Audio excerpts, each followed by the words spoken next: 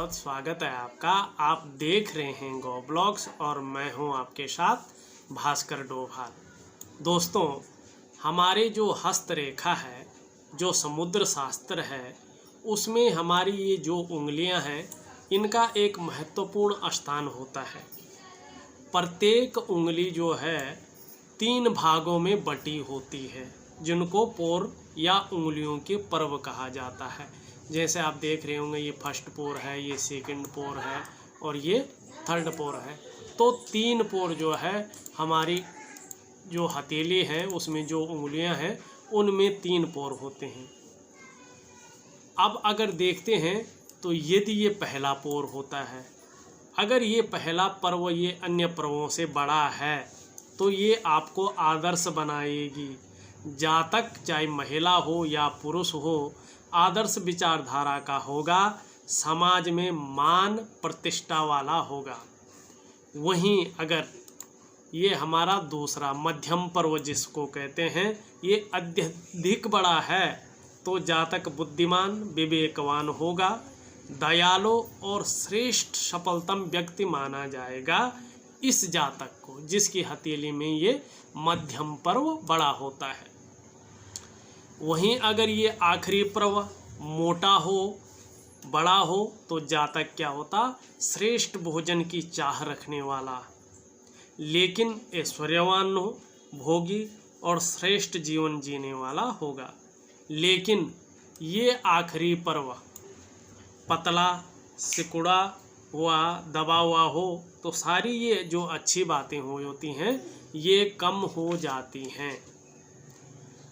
अब दोस्तों, अगर हम देखें तो कुछ जातकों के, चाहे वो महिला हो पुरुष हो, ये जो तीसरा पर्व होता है, ये उंगलियों के मिलाने पे इनमें छिद्रनुमा दिखाई देता है, आर पार दिखाई देता, छेद होते हैं।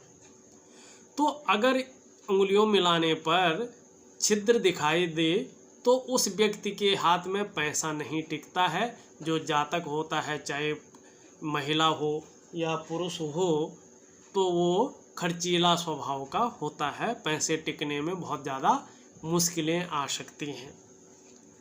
अब देखें, ये तर्जनी, अगर किसी के ये तर्जनी और ये मध्यमा के बीच उंगली मिलाने पे छिद्र दिखाई देता है तो जातक 35 वर्ष की उम्र तक उसके पास धन की कमी रहती है, चाहे वो महिला हो या पुरुष हो। यदि मध्यमा, ये हमारी मध्यमा उंगली है, ये हमारी अनामिका उंगली है, अगर इसके बीच छिद्र दिखाई देता है तो जातक को जीवन के मध्यम काल में धन की कमी रहती है। अब इसको मिटा के हम तीसरी चीज़ देखें। अगर ये आपके अनामिका और कनिष्ठिका, ये अनामिका है और ये आपकी सबसे छोटी उंगली है कनिष्ठा, अगर इसके बीच छिद्र दिखाई दे तो बुढ़ापे में निर्धनता का ये सूचक है। अगर हम दोस्तों किसी भी हाथ को देखते हैं तो ऐसा नहीं केवल हम उसकी एक चीज़ को देख के उसके संपूर्ण जीवन के बारे में, उसके करियर के बारे में, उसके धन के बारे में, उसके व्यक्तित्व के बारे में समझें।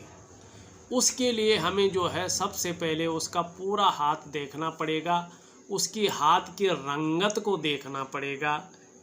हाथ की रंगत देख ली आपने, फिर उसमें जो रेखाएं हैं उनको अच्छी तरह से पढ़ना पड़ेगा, जो साइन हैं, जो योग बन रहे हैं, उनको भी हमें देखना पड़ेगा। तब जाके हम उसका फलादेश करते हैं, फलादेश निकालते हैं। देखिए, अगर किसी रेखा को अगर पढ़ना है तो सबसे पहले ये देखना है उस रेखा का उद्गम स्थान कहाँ से है, कहाँ से उदय हो रही है। जैसे किसी पर्व से हो रही है, पर्वत से हो रही है, तो उस ग्रह के ज़्यादा गुण उसमें आ जाते हैं।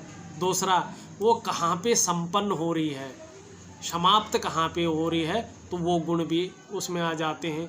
तीसरा, क्या उस रेखा से कोई ब्रांच निकल रही है या कहीं से उस रेखा में कोई ब्रांच आ रही है।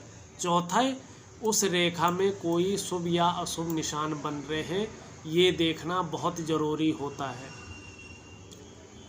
दोस्तों, आगे बढ़ने से पहले एक छोटा सा आग्रह है कि अगर अभी तक आपने हमारे चैनल को सब्सक्राइब नहीं किया है तो प्लीज़ इस चैनल को सब्सक्राइब करें और इसको लाइक ज़रूर कर लें। ये छोटा सा विश्लेषण था, अगर आपको अच्छा लगा हो तो लाइक ज़रूर कर लीजिएगा। आपका बहुत बहुत धन्यवाद।